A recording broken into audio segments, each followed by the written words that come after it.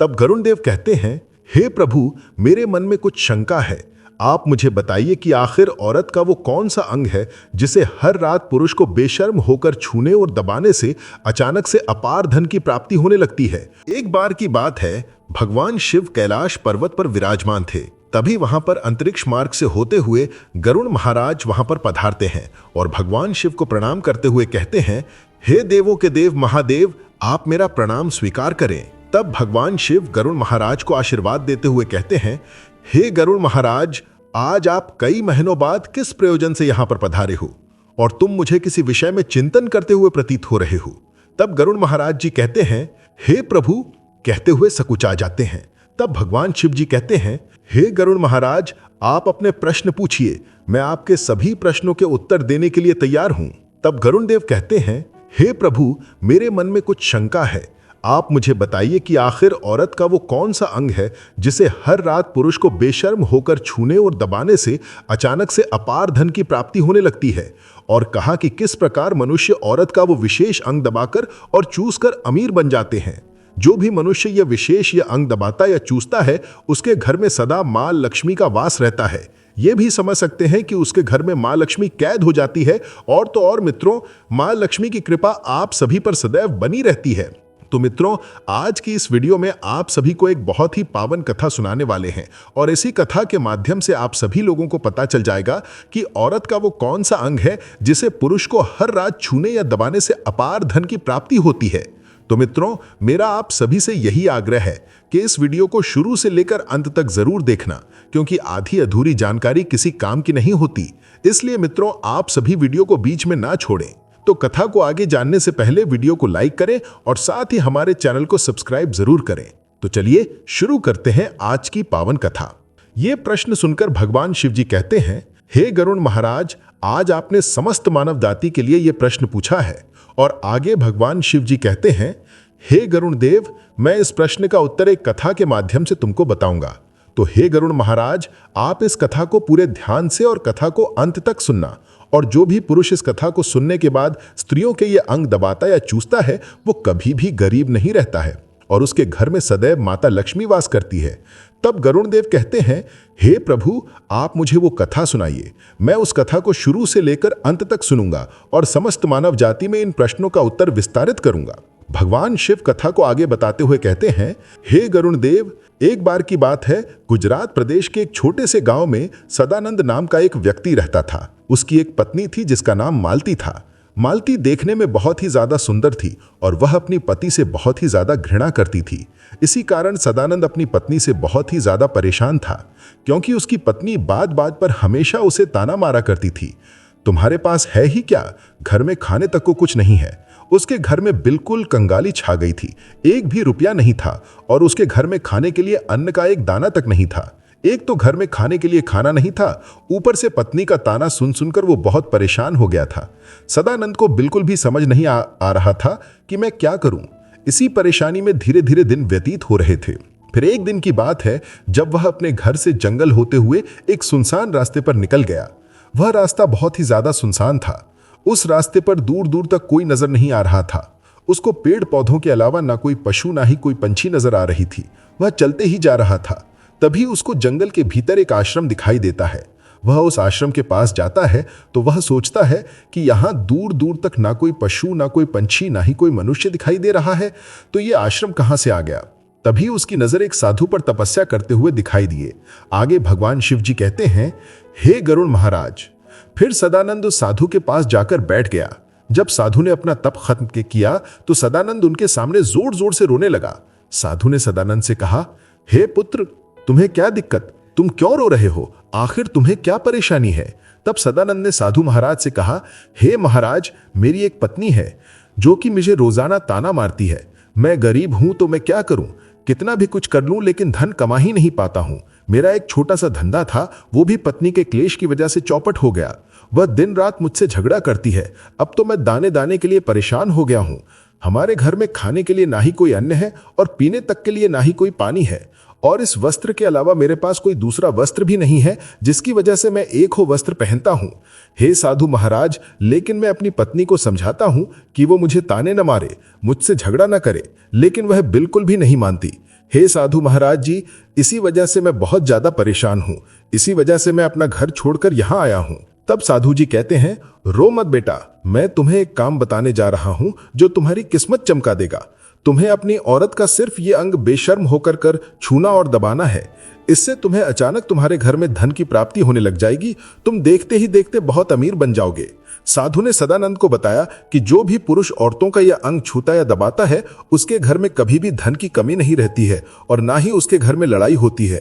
वह जो भी व्यापार करता है उसमें हमेशा तरक्की होती है, और तो और उसके घर में माँ लक्ष्मी का वास रहता है। आप ये समझ जाएं कि माता लक्ष्मी उसके घर में सदैव सदैव के लिए कैद हो जाती है। आगे साधु महाराज सदानंद से कहते हैं, हे पुत्र, अब मैं तुमको औरत के उन अंगों के बारे में बताने जा रहा हूं। इसे ध्यान से सुनना और अपने जीवन में इस पर गौर करना। तब सदानंद साधु जी महाराज की बातें बहुत गौर से सुनता है और कहता है कि जितना जल्दी हो सके मुझे यह बता दो कि औरत का वो कौन सा अंग है जिसे छूने या दबाने से अपार धन की प्राप्ति होती है। मित्रों, तभी साधु जी महाराज उस आदमी को एक कहानी सुनाते हैं और बताते हैं कि हे पुत्र, एक नगर में एक सुनार रहता था। उसके बहुत सारे ग्राहक थे जिस पर वह दिन रात मेहनत करता था। उसके घर में सोनार और उसकी पत्नी रहा करते थे। उस सोनार और उसकी पत्नी में आपस में बहुत ज्यादा प्रेम था। उसके घर में किसी भी प्रकार की लड़ाई झगड़ा या क्लेश नहीं होता था। इसी वजह से उसके घर में सदैव महालक्ष्मी का वास रहता था और उसके धंधे में इतनी ज्यादा बढ़ोतरी होती थी कि वह दिन प्रतिदिन और अमीर होता जा रहा था।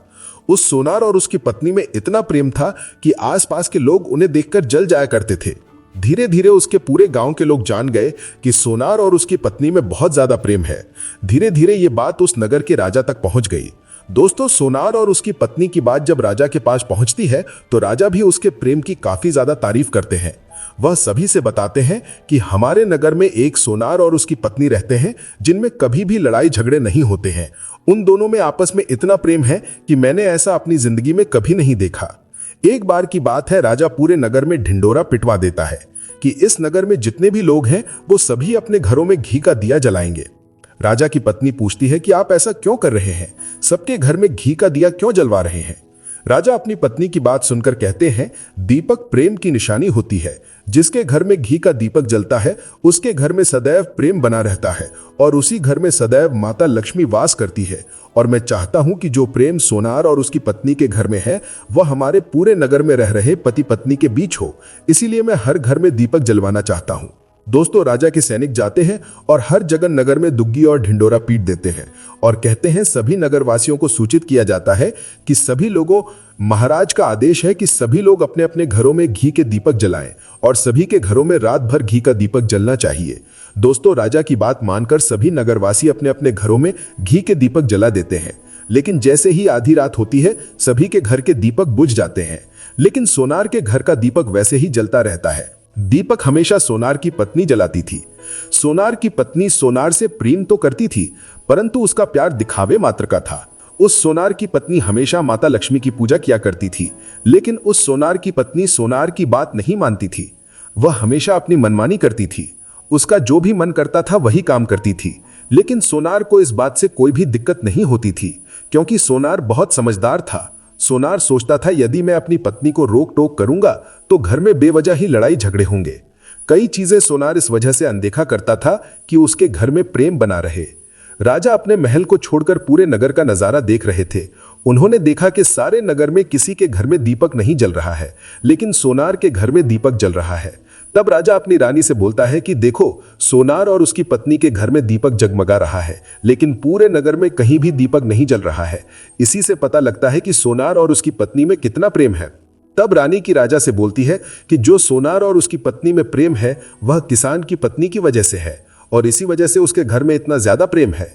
दोस्तों, जब राजा रानी की बात सुनता है तो कहता है, नहीं, तुम्हारा सोचना गलत है। जो प्रेम सोनार और उसकी पत्नी के बीच में है वह उसकी पत्नी की वजह से नहीं है, बल्कि वह सोनार की वजह से है। रानी कहती है कि सोनार बहुत समझदार है, आपका सोचना गलत है और यही वजह है जो कि उनके घर में कभी भी लड़ाई झगड़ा नहीं होता है। राजा कहता है कि सोनार समझदार है और रानी कहती है कि सोनार की पत्नी समझदार है। दोस्तों, इसी तरह कुछ देर चलता रहा। इसी बात को लेकर राजा और रानी के बीच काफी झगड़ा हो गया। इसके बाद राजा कहता है, हम लोगों को झगड़ा करने की जरूरत नहीं है, क्यों ना हम सोनार और उसकी पत्नी की परीक्षा ले ले, सारा दूध का दूध और पानी का पानी हो जाएगा। लड़ाई करने के बाद इस बात पर राजा और रानी दोनों सहमत हो गए और दोनों की परीक्षा लेने के लिए तैयार हो जाते हैं। तब राजा अपने महल में जाता है और एक युवा सैनिक को बुलाता है और युवा सैनिक से बोलता है कि तुम सोनार के पास जाओ और जो जो प्रश्न मैं तुमसे बोल रहा हूं वो तुम सोनार को बोल देना। वह युवा सैनिक बोलता है, ठीक है महाराज। वह सैनिक राजा की बात सुनकर सोनार के पास जाता है। उस समय सोनार की पत्नी खेतों में गई थी, लेकिन सोनार की कुछ तबीयत ठीक नहीं थी, इस वजह से वह आज के दिन व्यापार करने नहीं गया था। इस समय वह सैनिक सोनार के घर पहुंच जाता है और सोनार से कहता है, मैं राज दरबार से आया हूं, राजा साहब ने मुझे भेजा है।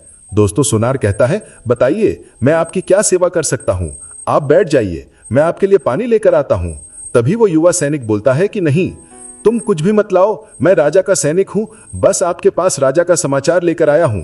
तब सोनार कहता है, ठीक है, आप मुझे बताओ राजा साहब ने मेरे लिए क्या समाचार भेजा है। सैनिक कहता है, सोनार जी, राजा साहब ने ये बोला है कि यदि तुम अपनी पत्नी को छोड़ देते हो तो राजा जी आपको बहुत सारे हीरे जवाहरात और साथ में तुम्हारे जमीन से 2 गुना ज्यादा जमीन राजा जी आपको गिफ्ट में देंगे। इसके अलावा राजमहल का आधा हिस्सा भी आपको दिया जाए। लेकिन जो सोनार ने जवाब दिया वो सुनने लायक है। सोनार ने कहा, राजा जी अपना पूरा राजमहल मुझे क्यों ना दे दें, लेकिन मैं अपनी पत्नी को नहीं छोड़ूंगा। जाओ और अपने राजा से कह दो सोनार ने ऐसा कहा है। सैनिक जाता है और राजा को सारी बातें बताता है। इस समय रानी वहां पर सैनिक की बात सुन रही थी। सुनने के बाद रानी ने कहा, आपने सोनार की तो परीक्षा ले ली, लेकिन किसान की पत्नी की परीक्षा नहीं ली है। इस तरह से हम कैसे पता कर सकते हैं कि कौन समझदार है। इसके बाद रानी ने कहा कि अब मैं भी सोनार की पत्नी की परीक्षा लेना चाहती हूँ। जब दोनों की परीक्षा हो जाएगी तभी पता चलेगा कि कौन समझदार है। फिर रानी ने भी एक युवा सैनिक बुलाया और कहा कि मेरी बात सोनार की पत्नी को बोलना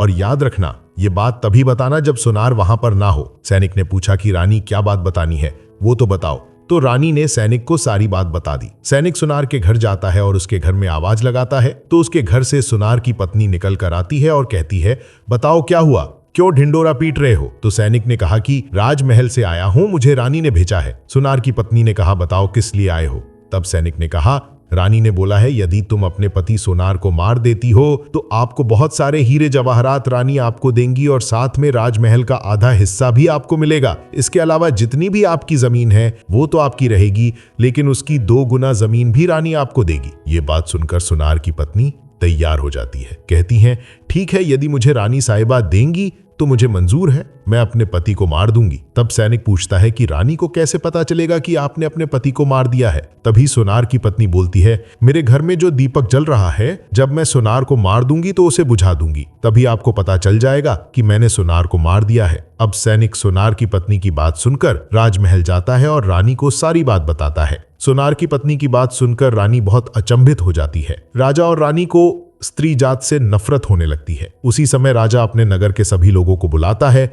और कहता है कि मैं चाहता हूं कि मेरे और मेरी पत्नी की वजह से सोनार की जान ना जाए। तुम लोग ऐसा करो, उस सोनार के घर जाओ और सारी बातें बता दो और उस सोनार को बचा लो, वरना सोनार की पत्नी उसे मार देगी। इधर सैनिक सोनार के घर जाते हैं और सोचते हैं कि सोनार की पत्नी सोनार को रात में मारेगी और दिया बुझाऊं इससे पहले ही हम सोनार के घर में पहुंच जाते हैं और सोनार को बचा लेते हैं। दोस्तों, जैसे ही राजा के सैनिक सोनार के घर पहुंचते हैं तो देखते हैं कि सोनार तो मरा पड़ा हुआ है। तो सैनिक सोनार की पत्नी से बोलते हैं कि तुमको तो सोनार को रात में मारने के लिए बोला गया था, लेकिन आपने अभी सोनार को क्यों मार दिया। तब उस सोनार की पत्नी बोलती है कि सोनार को तो मुझे मारना ही था, रात में तो मुझे सिर्फ दिया ही बुझाना था, इसलिए सोनार को तो मैंने दिन में ही मार दिया है। सभी सैनिक तुरंत ही सोनार के घर से दौड़े दौड़े जाते हैं और राजा रानी को सारी बातें बताते हैं। राजा और रानी क्रोध से आग बबूला हो जाते हैं। इसके बाद राजा और रानी सोनार की पत्नी को बंदी बनाकर लाने के लिए अपने सैनिक से कहते हैं। सैनिक जाते हैं, सोनार की पत्नी को बंदी बनाकर ले आते हैं। राजा सोनार की पत्नी से पूछता है, ऐसा तुमने क्यों किया, तुम लालची औरत हो, तुम्हें पैसों से प्यार है। तभी सोनार की पत्नी ने जवाब दिया और बताया कि मुझे तो सोनार को पहले ही मारना था, वो तो मैं कोई बहाना ढूंढ रही थी, क्योंकि सोनार की आदत बहुत खराब थी, वो मेरे साथ बहुत खराब व्यवहार किया करता था। तो राजा ने कहा, ऐसा क्या करता था सोनार। तो सोनार की पत्नी ने जवाब दिया कि वो मेरे नाक का ऊपरी हिस्सा अपनी उंगली से हमेशा दबाया करते थे। इसके अलावा सोनार एक काम और मेरे साथ करता था, वो सोनार मेरे कान का पिछला हिस्सा अक्सर अपनी जीभ से स्पर्श किया करता था। राजा ने पूछा, ये बताओ, जब आप लोग गरीब थे तब क्या सोनार आपके साथ ये काम करता था। तो सोनार की पत्नी बोलती है, नहीं महाराज, तब ऐसा नहीं करता था। तब राजा ने कहा, मैं समझ गया कि सोनार ऐसा क्यों करता था। उसी समय साधु जी ने सदानंद से पूछा, तुम्हें कुछ समझ में आया? औरत का कौन सा अंग छूने या दबाने से लोगों को अचानक धन की प्राप्ति होती है? तो सदानंद ने कहा, नहीं साधु जी, मुझे अभी समझ नहीं आया। तभी साधु जी कहते हैं, अगर अभी समझ नहीं आया तो मैं फिर से आपको बताता हूं। सोनार अपनी पत्नी के साथ जो पहला काम करता था वो है उसके नाक के ऊपरी हिस्से को अपनी उंगली से दबाता था। तो जिस भी मनुष्य के घर में पैसों की कंगाली रहती है उसे अपनी उंगली से औरत के नाक के ऊपरी हिस्से को जरूर दबाना चाहिए। दोस्तों, औरत के नाक के ऊपरी हिस्से को बहुत स्वभाव माना जाता है। इसी वजह से जो ये काम करता है वो हमेशा धनवान पुरुष बन जाता है। दूसरा काम है, जो भी पुरुष औरत के कान का पिछला हिस्सा अपनी जीभ से स्पर्श करता है उसके किस्मत के द्वार खुल जाते हैं, उसे अचानक धन की प्राप्ति होती है। ऐसा इसलिए होता है क्योंकि औरत के कान के पिछले हिस्से में माता लक्ष्मी का वास होता है। जब आप ऐसा करते हैं तो माता लक्ष्मी आपसे प्रसन्न हो जाती हैं और आपको अपार धन देती हैं। और आपने एक बात तो जरूर सुनी होगी, औरतें माता लक्ष्मी का रूप मानी जाती हैं। यही वजह है इस संसार में जो भी मनुष्य यज्ञ पवित्र काम करता है उसका घर धन से भर जाता है, जो कि इस कहानी में सोनार भी अपनी पत्नी के साथ करता था। लेकिन आप जब भी ऐसा काम करें तब आपको अपनी पत्नी को पूरी बात बता देनी चाहिए, अन्यथा आपके जीवन में ऐसा अनर्थ भी हो सकता है। मित्रों, आगे भगवान शिव जी कहते हैं, हे गरुड़ महाराज, आपको आपके सभी प्रश्नों के उत्तर मिल गए हों। तो गरुड़ देव कहते हैं, हे प्रभु, मुझे मेरे प्रश्नों के उत्तर मिल गए हैं। अब मैं इस रहस्य को पूरे मानव जाति में व्याख्यात करूंगा और इसी रहस्य के कारण सभी की गरीबी दूर हो जाएगी और उसके घर में माता लक्ष्मी सदैव वास करती है। तो मित्रों, अगर ये कथा आप सबको अच्छी लगी हो तो कमेंट्स में जय श्री कृष्ण जरूर लिखकर कमेंट कर देना। और मित्रों, आप सभी लोग अभी तक वीडियो को लाइक नहीं किया है तो वीडियो को लाइक करके चैनल को सब्सक्राइब करें और साथ में बेल नोटिफिकेशन को ऑल पर अवश्य से सिलेक्ट करें। और मित्रों, अगर आप सभी ने वीडियो को लाइक करके चैनल को सब्सक्राइब कर दिया है तो कमेंट बॉक्स में जय मां लक्ष्मी जरूर कमेंट करें, तभी मुझे पता चल पाएगा कि आप लोगों ने वीडियो को लाइक और सब्सक्राइब किया है। तो मित्रों, वीडियो को यहां तक देखने के लिए आप सभी का दिल से धन्यवाद। मिलते हैं नेक्स्ट वीडियो में, तब तक के लिए नमस्कार।